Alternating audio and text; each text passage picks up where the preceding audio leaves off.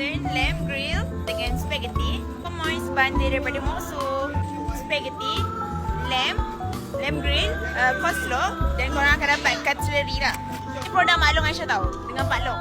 Dia bagi kuah banyak gila. So korang macam tak ada macam, oh tak cukup lah black pepper sauce ni. Sebab memang cukup. Lepas tu dia ada juga fries.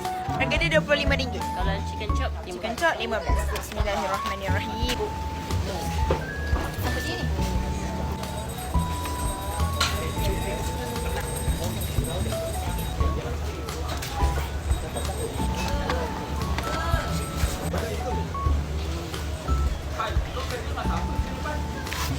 Okay.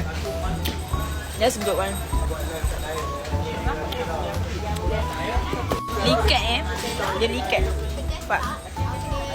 Sudah ada mushroom.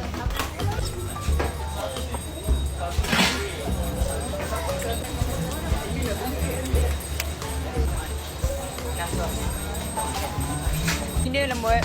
I love it. Dan rasa dan besar dan rasa kuah dia seronok. Kuah dia best. Pekat, masin, manis, benda semua cukup. Satu pandai kau. Pandai gila. Hebat.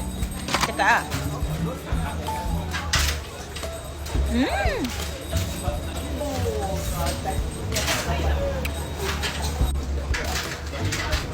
Orang datang. Kennex Chocolate Moist Bun J daripada Mosu. Main karakter dia.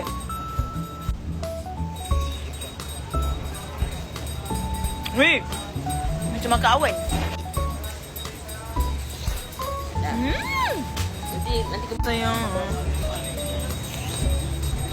harus kesian iya. Korang, kalau korang nak rasa keenakan masakan keluarga Taufik, keluarga Hairiah, sila datang sini dan beli ketiga-tiga. 4 boleh, Laksamal boleh.